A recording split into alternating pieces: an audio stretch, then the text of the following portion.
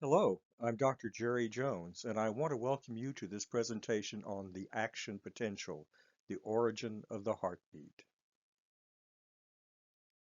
Among the many things you will learn during this presentation are 1. How the action potential corresponds to the ECG, 2. How sodium channels operate and their effect on the action potential and the electrocardiogram, 3. The role of potassium ions and channels and their effect on the sodium channels and ECG, 4. Difference between conduction with action potentials and without action potentials, and 5. The three types of action potentials. So let's get started.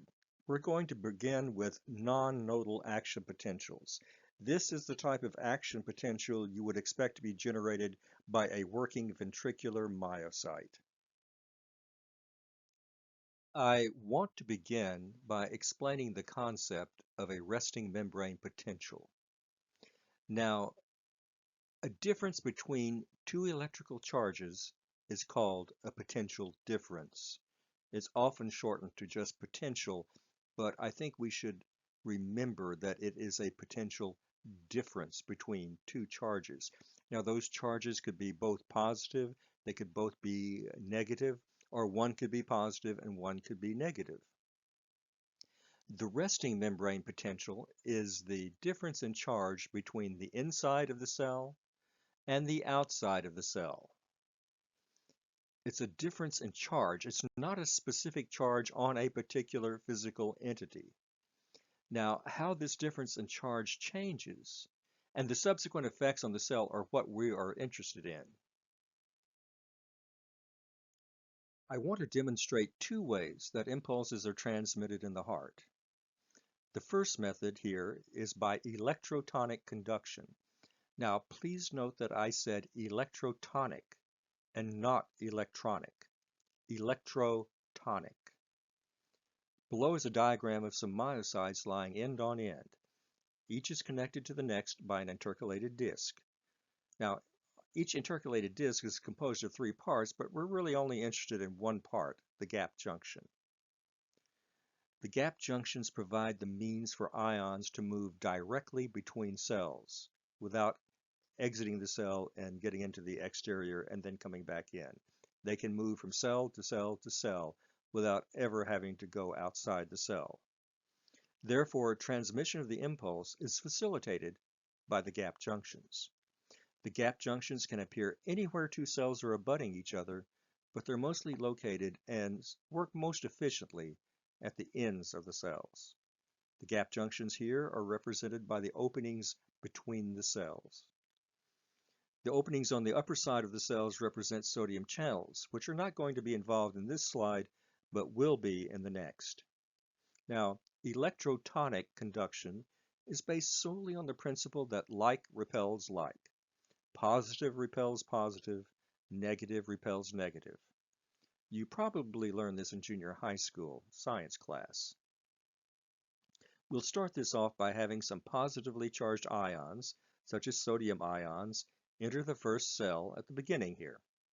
It's a moderately large number of ions, so other positive ions that are already present in the cell are repelled and move to the opposite end of the cell. And many are able to escape, if you will, through the gap junction into the next cell. Well, the same thing happens in the next cell. Those positively charged ions that escape the first cell cause the positively charged ions already present in the second cell to spread out and move to the opposite end. But there's just one thing.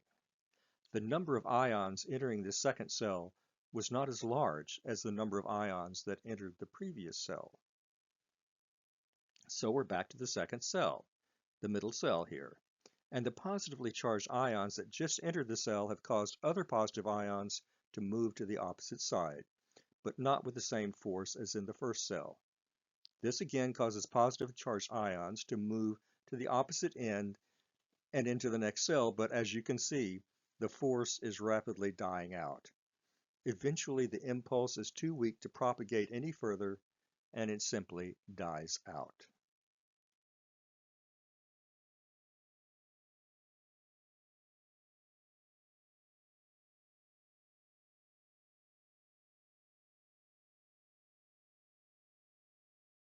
Okay, we're going to learn about the second mode of conduction.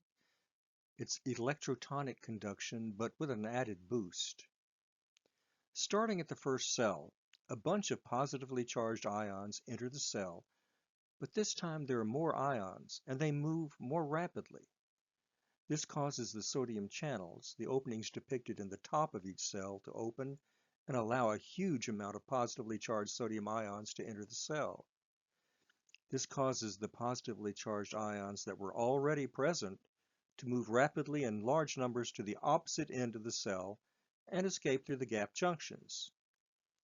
But this time, there's a larger number of ions escaping through the gap junction, and they're traveling faster. Once again, the incoming positively charged ions, mostly sodium ions, cause the sodium channels in the second cell to open, and once again, very large amounts of sodium ions start flowing rapidly into the cell. The same process repeats itself cell after cell after cell. The impulse never diminishes because it's always boosted by the influx of sodium ions. That is the action potential. In the first example of conduction, electrotonic conduction only, the lack of this sodium influx to boost each depolarization caused the impulse to become weaker and weaker and eventually die out. But the addition of an action potential as the sodium entered each cell allowed for a boost that enabled the impulse to travel through all the myocardial cells. Here's what happens in each myocyte as it's depolarized and an action potential is produced. We see that potassium ions are moving in both directions, back and forth, during diastole. If the interior of the cell becomes too positive, some potassium ions move out of the cell. If the interior of the cell becomes a bit too negative, potassium ions move into the cell. Potassium is the only ion that can move into and out of the cell without requiring an action potential or a pump. Now, potassium ions are certainly involved in the sodium-potassium pump, but they also have the ability to move rather freely back and forth.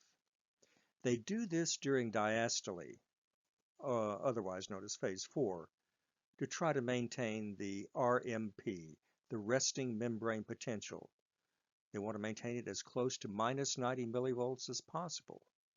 Remember, the RMP is simply the difference in charge between the inside and outside of the cell.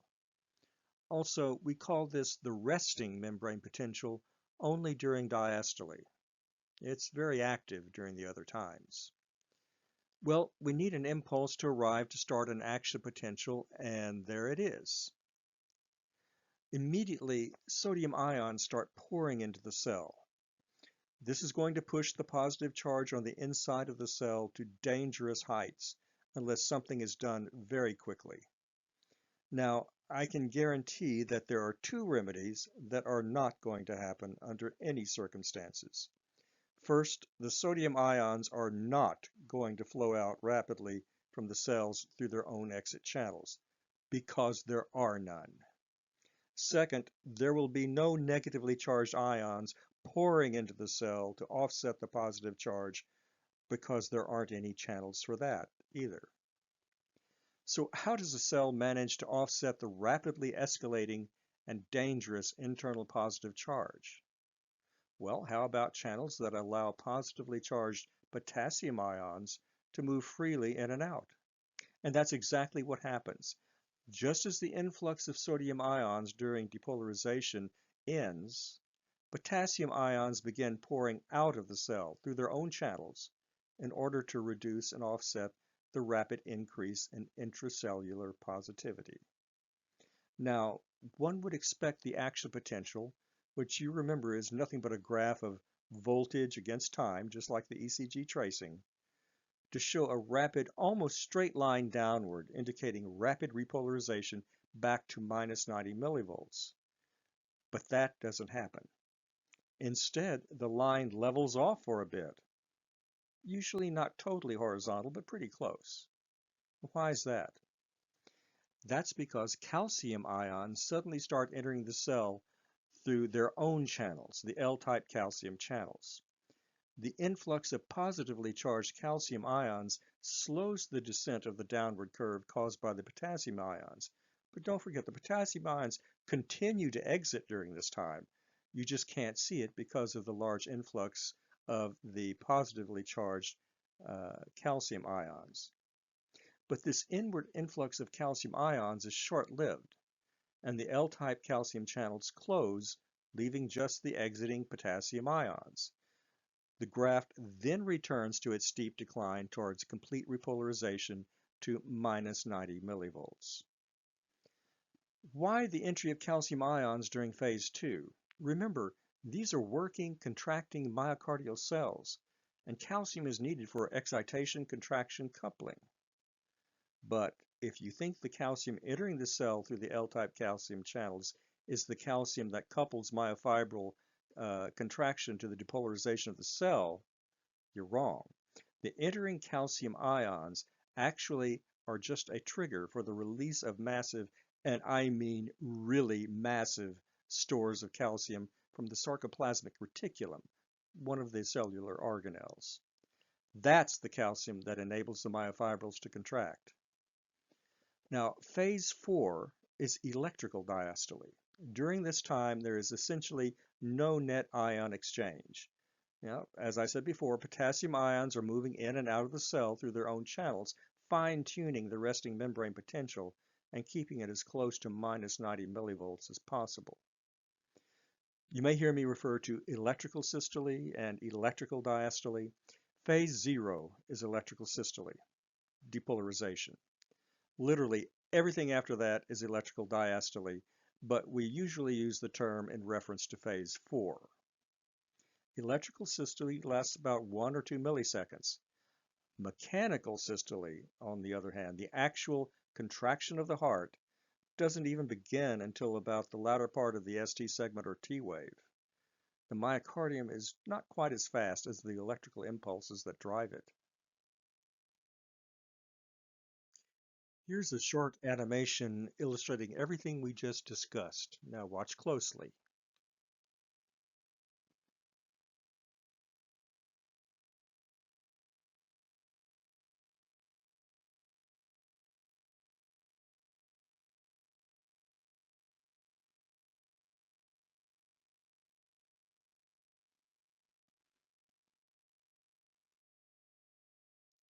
This diagram illustrates how the action potential corresponds to the ECG. Phase 0 represents depolarization of the myocyte. Remember, action potentials refer to individual cells only, not whole tissues. Although it's a simple straight line, don't assume that it represents only the R wave. Phase 0 represents all deflections associated with depolarization, and that also includes Q waves, S waves, and R prime waves as well. Phase 1 of the action potential represents the initial exit of potassium cells from the myocyte in order to reduce the rapidly rising positivity within the cell. It corresponds to the J point on the ECG tracing. In some people, the sudden egress of potassium ions during phase 1 is much greater than usual, and the portion of the graph representing phase 1 is much steeper and declines to a much lower level. We call this early repolarization because the cell is repolarized to a greater extent than it normally is. This is what it looks like on the action potential, and this is what it looks like on the ECG tracing. As you can see, the J point, the end of the QRS and beginning of the ST segment, is elevated and has typically a notch. The notch is often referred to as a J wave. Phase 1 has dropped down much further on the action potential tracing than normal. Compare the two. Also notice that the T waves tend to be tall and slightly pointed in many cases of early repolarization. Early repolarization has been found to be so frequent in otherwise normal individuals that it is often referred to today as normal variant. Phase 2 represents the ST segment. It's often depicted on drawings of an action potential as being horizontal, but that rarely is the case. there is usually a slightly downward slope to the line. This indicates that even though the calcium influx has delayed repolarization, it's not completely offset the downward trend of repolarization. You'll also notice that there is no distinct separation between phase 2 and phase 3, just as you will note on ECG tracings that there should be no distinction between the ST segment and the T wave. Phase 3 represents the T wave, and like phase 0, even though it travels in just one direction, downward, it represents the whole T wave with its deviation from and back to the baseline. The steeper the phase 3 curve, the more narrow the T wave on the ECG tracing. Now, why is that? Remember that the horizontal axis represents time, so a steeper phase 3 will begin and end in less time than a more slanted phase 3. Since the steep phase 3 takes less time to complete, so will the inscribed T wave on the ECG. I apologize that all my diagrams don't reflect this. Phase 0 is usually represented as a completely vertical line in many drawings of action potentials. But we know that that's an impossibility since it would occupy 0 milliseconds. However, it usually does occur over 1 to 2 milliseconds, which isn't feasible to draw on a graph, so we use a straight line, a vertical straight line. The less time a phase takes on the action potential, the less time its representation on the ECG will take. The steeper phase 0 is, the narrower the QRS complex will be.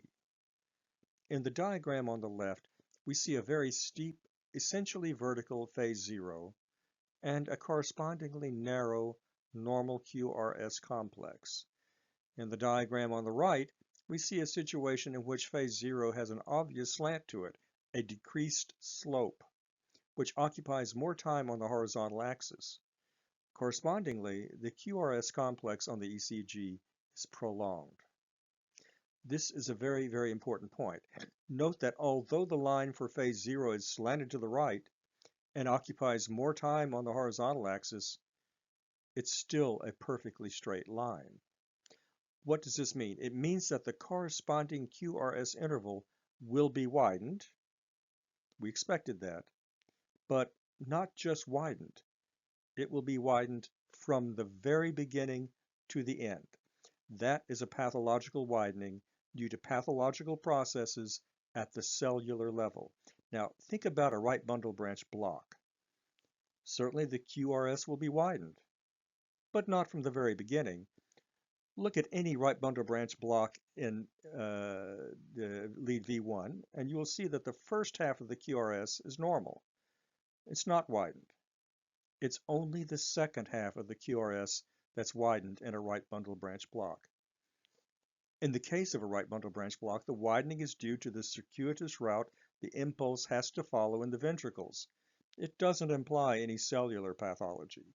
When the QRS is widened from the very beginning, there is pathology at the cellular level. Let me repeat that. When the QRS is widened from the very beginning, there is pathology at the cellular level.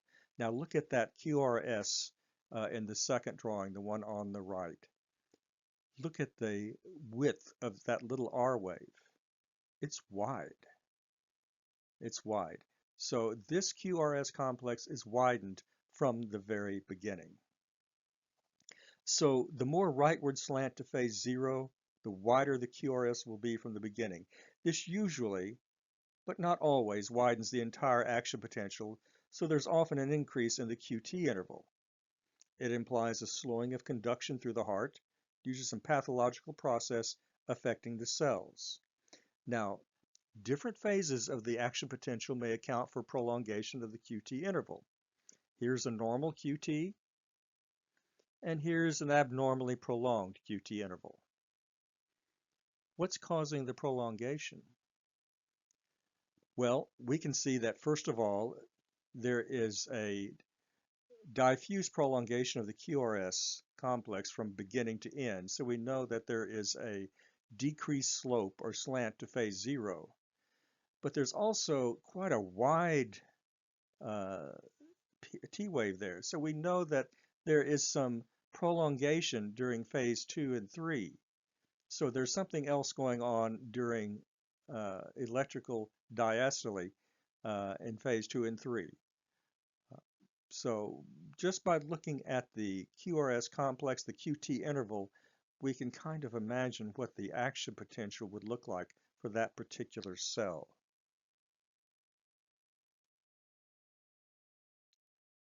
Here's an example of a normal action potential that's produced a wide QRS complex.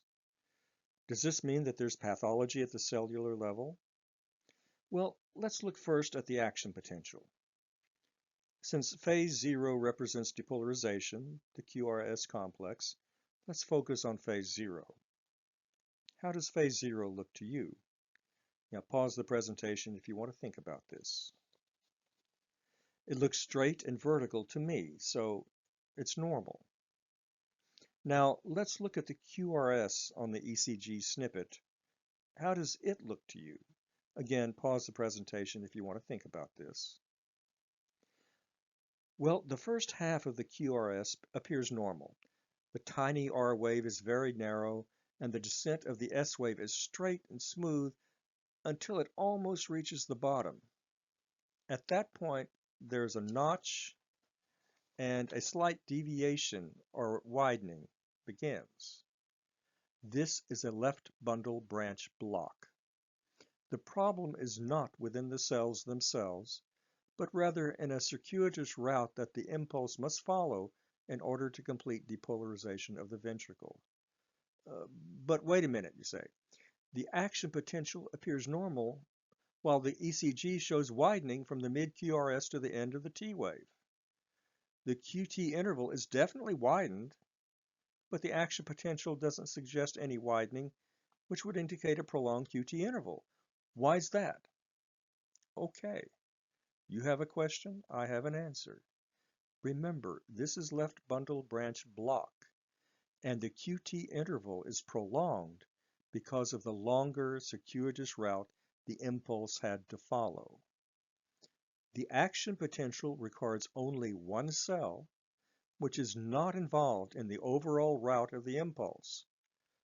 Since there is no prolongation of phase 0, any prolongation of the QRS would have to be due to an abnormal routing of the impulse, which does not reflect pathology at the cellular level. In other words, the cells are doing just fine. It isn't their fault that part of a pathway has a block. Here we have a problem at the cellular level, which is manifested by the slope of phase 0 in this action potential. We can see that this is manifested on the ECG by widening of the QRS from its very onset, from the very beginning. This is usually easiest to detect in QRS complexes with a little r, large S morphology, such as you would see in leads V1, V2. Just look closely at the small R wave and determine if you see a significant separation between the ascending and descending limbs. Look for what I call daylight in that tiny R wave. That daylight is strongly suggestive of a QRS prolongation caused by a decreased slope of phase 0 at the cellular level. The three main causes of widening of the QRS from beginning to end are ventricular ectopy, class 1C, antiarrhythmic toxicity, and the biggie, hyperkalemia. While ventricular ectopy may not represent pathology of all the cells, it can be associated with that very lethal process such as ventricular tachycardia. Here is a mistake that so many people make. Even experienced electrocardiographers will occasionally skip a groove and make this mistake when they really do know better. I've also found this mistake in published articles that was not found nor corrected by the editor. To start off with, we look at this scale here. This is frequently shown when people are talking about depolarization and repolarization, minus 90 millivolts being the usual resting membrane potential for the myocyte, and we go up the scale to 0 millivolts. Now, these millivolts here, plus 10, minus 20, minus 30, these are not absolute millivolt values of anything. These simply represent differences in charge. And when we get up to 0 millivolts, the charge inside the cell and outside the cell is exactly the same. There would be no current because there is no difference. There's no potential difference between the charge inside the cell or the charge outside the cell.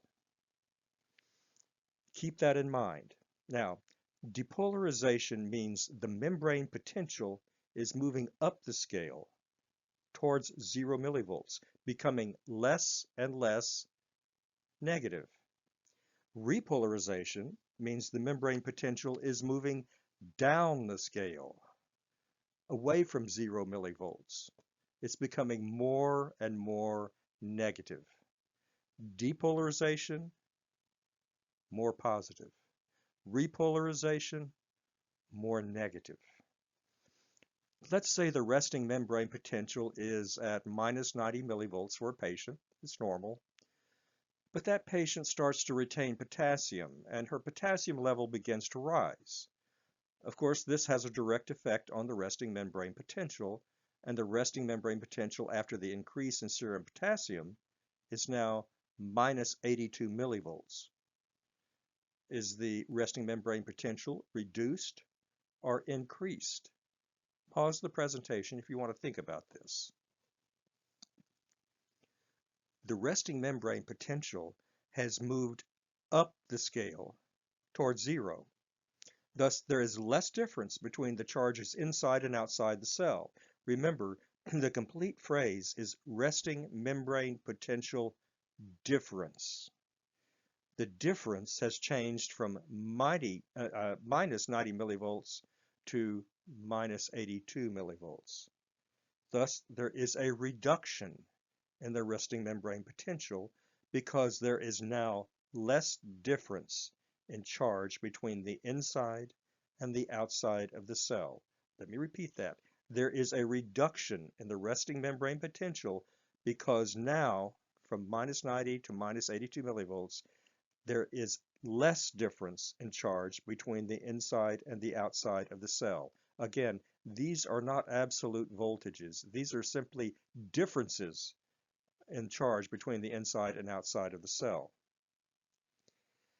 Anytime a membrane potential, resting or changing, moving, anytime it becomes less negative, that would mean moving up the scale here, the cell is depolarizing and the membrane potential is being reduced. The membrane potential is being reduced. Anytime a membrane potential, resting or moving, becomes more negative, the cell is repolarizing and the membrane potential is increasing. In other words, if it changes from minus 30 to minus 90, the difference in charge has increased tremendously. Even though we're going down the scale, this is a greater increase. Remember, things decrease as we approach 0, increase as we get away from 0. Either direction, although we almost never get very high here in the positive area. So anytime I tell you that an RMP, a resting membrane potential, is reduced, you would look between minus 90 millivolts and 0 millivolts for the new resting membrane potential. If I tell you that the resting membrane potential has increased, you would look at values more negative than minus 90 millivolts, such as minus 100, minus 105, to find the new resting membrane potential. This diagram shows a myocyte with sodium channels indicated by little doors that can open and close. We're going to talk about the threshold potential now. The threshold potential is not very well understood by many people. As you learned earlier in this presentation, for an impulse to trigger an action potential, it must be strong enough and fast enough to open enough sodium channels at the same time, which will trigger the opening of all the sodium channels. If enough sodium ions are not allowed in, the necessary number of sodium channels cannot be opened, and no action potential will take place. The minimum strength for that impulse to open all the sodium channels is the threshold potential.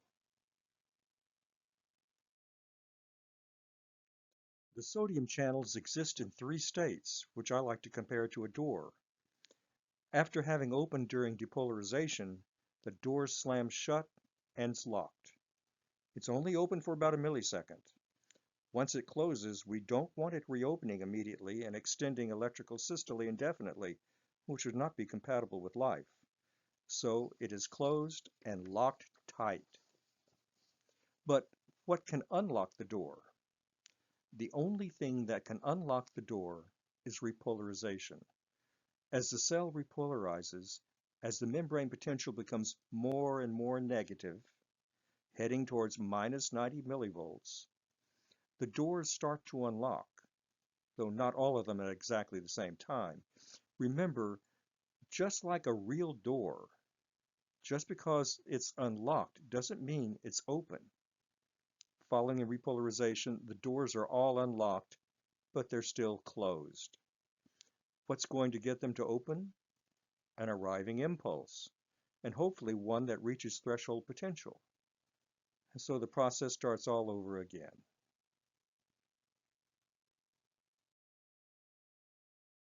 What happens if the resting membrane potential reduces slowly? Remember, that means move up the scale, becoming more and more positive and getting closer and closer to 0 millivolts. Well, here's a spoiler alert. Sodium channels, our doors, will open and shut here and there, just like they're doing right now in the diagram. But not necessarily all at once and not enough to trigger an action potential. Threshold is never reached due to this slow reduction in resting membrane potential. What could cause the resting membrane potential to slowly reduce, to become more and more positive, and to approach 0 millivolts? Well, the first thing you should think of is a rising serum potassium level. The increased potassium ions outside the cell reduces the difference in the charges between the inside and outside of the cell. The cell is slowly being depolarized by the rising external potassium level.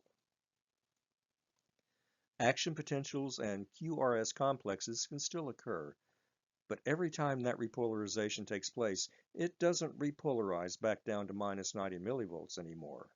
It can't.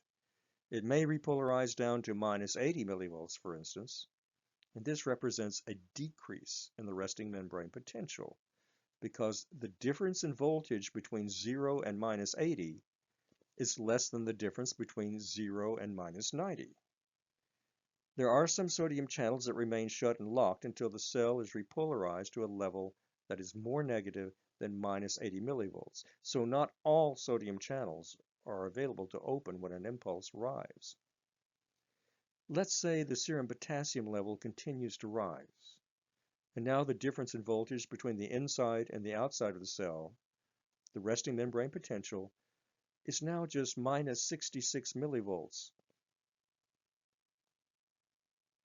Most of the sodium channels will have to be repolarized to a level more negative than minus 66 millivolts in order to be unlocked and available to open. Now, when the impulse arrives, it opens the remaining available sodium channels, but eventually not enough sodium ions can enter to trigger an action potential, and then nothing happens. Now we're going to talk about a very different type of action potential, the nodal action potential.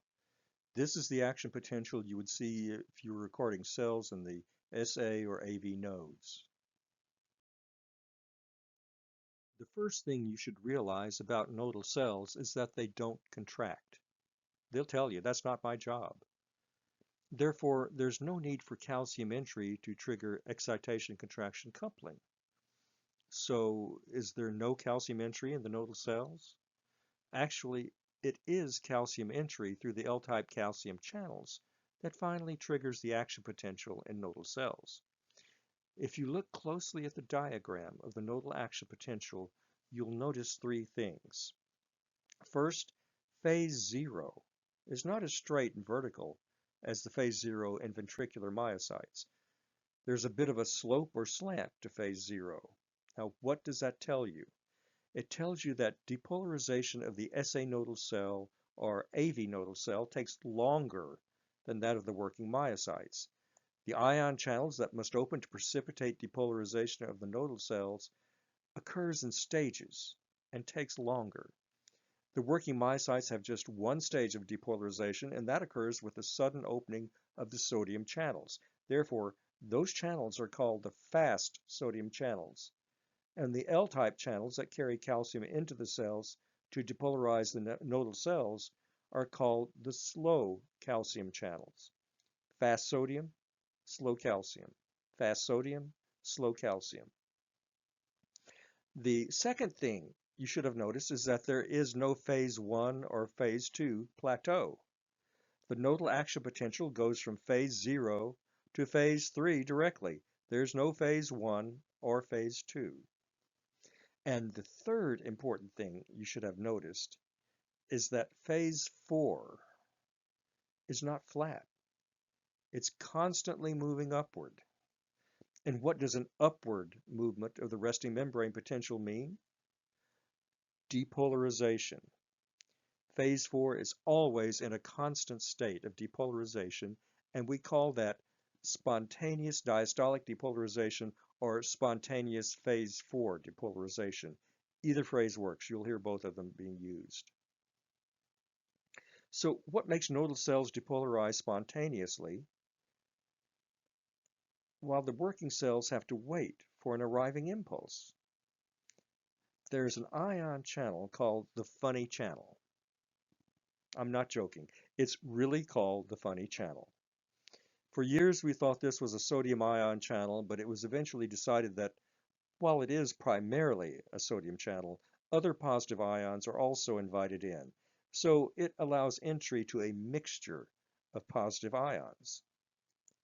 This channel is present in nodal cells and some Purkinje cells, but not in regular working contractile myocytes. When the membrane potential is in the process of repolarizing, and eventually manages to repolarize down to about minus 60 millivolts. And remember, we're talking about the SA nodal cells, the AV nodal cells. When it manages to repolarize down to about minus 60 millivolts, this funny channel opens and begins allowing positive ions to enter the cell.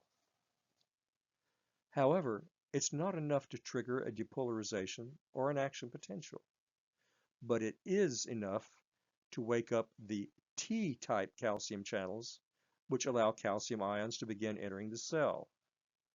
But even the calcium entry facilitated by the opening of the T-type calcium channels is not enough to trigger a depolarization. But it does manage to do something, and that is to stimulate the opening of the L-type calcium channels. And those calcium channels do result in depolarization of the nodal cell and an action potential. So consider these two processes. For depolarization of a calcium-dependent nodal cell to occur, the funny channel must be stimulated to open, which in turn stimulates the T-type calcium channels, which in turn stimulates the L-type calcium channels, which then produces an action potential.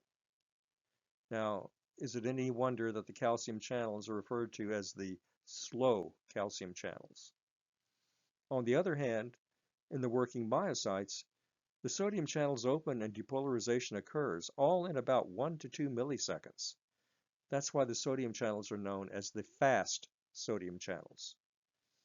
So how do nodal cells repolarize? They repolarize exactly the same way that the working myocytes do, by rapid potassium exit. The calcium ions are pumped out of the cell by something called the sodium-calcium exchanger. Now We're going to talk about a third kind of action potential, the cells of the Purkinje system that are able to act as accessory pacemakers.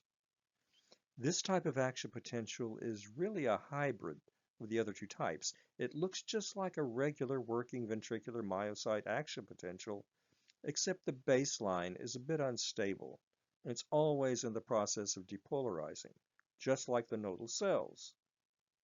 However, these cells don't have a lot of funny channels, so they depolarize much more slowly. Therefore, they rarely achieve spontaneous depolarization. Usually, the impulse from the SA node sweeps through and discharges the cells and resets them back to the resting membrane potential, from which they immediately begin their depolarization all over again. We call this overdrive suppression. These ventricular pacemaker cells are allowed to discharge only when the SA node fails to produce an impulse in time to override the depolarization of these pacemaker cells. Thus, they usually act as escape beats or an escape rhythm. There is a hierarchy of pacemakers in the heart, so let's take a look at that list. On this slide, we're going to discuss the hierarchy of pacemakers. Now, at the top of the hierarchy is the sinus node. It's the king of the pacemakers. The hierarchy is based upon which pacemaker has the fastest rate of discharge and what determines that rate of discharge. The slope of the phase 4 diastolic spontaneous depolarization. The steeper or greater the slope, the faster the depolarization. Therefore, the sinus node has the phase 4 with the greatest slope upward. Next is the atrial accessory pacemaker. With the atrial pacemakers, we have a problem. We really don't see many atrial escape rhythms, though they undoubtedly do occur. Many atrial pacemakers have a phase 4 slope which is very close to that of the sinus node. It's possible we're actually seeing more atrial rhythms than we realize because we don't recognize the slight change in rate due to the natural variability of the sinus rhythm. And also because most often, the process that causes the sinus node to slow down also causes the atrial accessory pacemakers to slow down as well. While a sick sinus syndrome can cause the SA node to relinquish its place in the pacemaker hierarchy, that's a very infrequent occurrence. By far, the most common cause would be increased vagal or parasympathetic input. There's a large presence of autonomic fibers innervating the SA node, and a sudden vagal surge will certainly slow the sinus rate, sometimes quite dramatically. But you know what? The rest of the atrium also has a very large presence of parasympathetic fibers. So when the SA node is suppressed by a vagal surge, so is the rest of the atrium. In most cases, I would say that an atrial escape rhythm often goes unrecognized, and that at other times, the vagal surge suppressing the SA node suppresses the atrial subsidiary pacemakers as well. That leaves the junctional accessory pacemaker as the typical successor to the SA node in the majority of instances, and not an atrial subsidiary pacemaker. The junctional accessory pacemaker is an excellent emergency pacemaker. It generally discharges at a rate that can sustain life and vital organs, and it's dependable. Once it starts firing, it will generally continue until the SA node takes over again or an artificial pacemaker is implanted. This is the subsidiary pacemaker that you would want to start firing if you ever lost your SA node. As you can see, the phase 4 slope of spontaneous depolarization is less than that of the SA node. As a general rule, if your SA node has an inherent rate of 75 beats per minute, which would be the equivalent of every 4 large squares, and your accessory junctional pacemaker has an inherent rate of 60 beats per minute, every 5 large squares. Should your SA node suddenly stop firing, the junctional subsidiary pacemaker should make its appearance 5 large squares after the last sinus beat. Now, this is a general rule, and there are reasons that occasionally it may take a bit longer, but once it starts, it's very dependable. The range for the accessory junctional pacemaker is from 40 beats per minute to 60 beats per minute. Now remember, an escape rhythm always appears after a pause, and that pause is longer than the inherent sinus rate. That pause is longer than the inherent sinus rate is extremely important and establishes the junctional rhythm as an escape rhythm. Escape rhythms are life-saving. You do not want to suppress an escape rhythm. Finally, we come to the accessory pacemaker that has the lowest slope of phase 4 depolarization and the slowest inherent rate, the ventricular accessory pacemaker. Whenever you encounter a patient with a very slow idioventricular rhythm and no evidence of any ventricular activations caused by supraventricular beats, be aware that you have a very, very dangerous situation. Ventricular accessory pacemakers are very unreliable, and often their intrinsic rate is far too slow to sustain life or support organ viability. A ventricular accessory pacemaker may simply fail to start up, and if it does start, you have no idea how long it may last. It could simply stop at any time and leave the patient completely asystolic. Here are a series of questions about the material just presented and the answers which follow. Consider each question carefully before looking at the answer. Then go back and review the questions and answers you weren't sure of. I'm going to be silent at this point until the last two slides. Good luck.